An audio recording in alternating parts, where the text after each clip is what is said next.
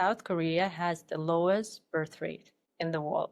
And this is something that got me into the topics about boys and men in general, because I have studied political science before I became an entrepreneur. I saw that young people and that young men and young women vote completely differently, that the differences in their voting behavior have grown to such a level of polarization that is unexperienced ever before. So, for example, the latest data, we had elections in Germany, February this year. 27% of men, young men, 18 to 24 years old, voted for a party that is by some described a protest party or a far right party of the 1/3, 27%. While 35% of women in this category, 18 to 24, voted to Die Linke, the far left. So 1/3 of young people are not even able to talk to each other, because really, if you are on this spectrum,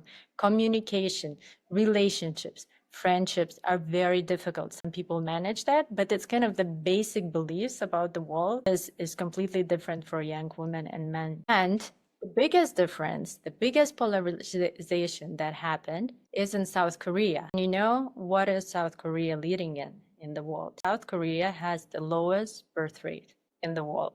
And that is incredible to believe, how we ended up somewhere there. There's no war, there's no famine. It's an advanced country. There's enough of everything for everyone. And the population is shrinking.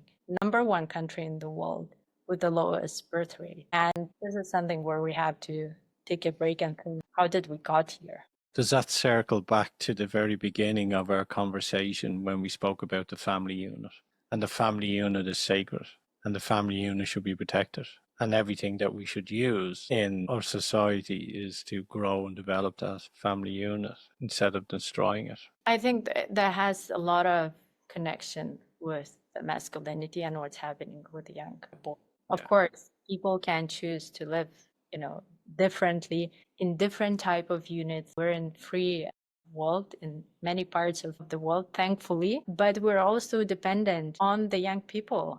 And we also want, as a society, to grow together and not grow apart. And I think, unfortunately, this is what has been happening over the last 20 years. It has been accelerated since COVID. We have grown so much apart that it's concerning.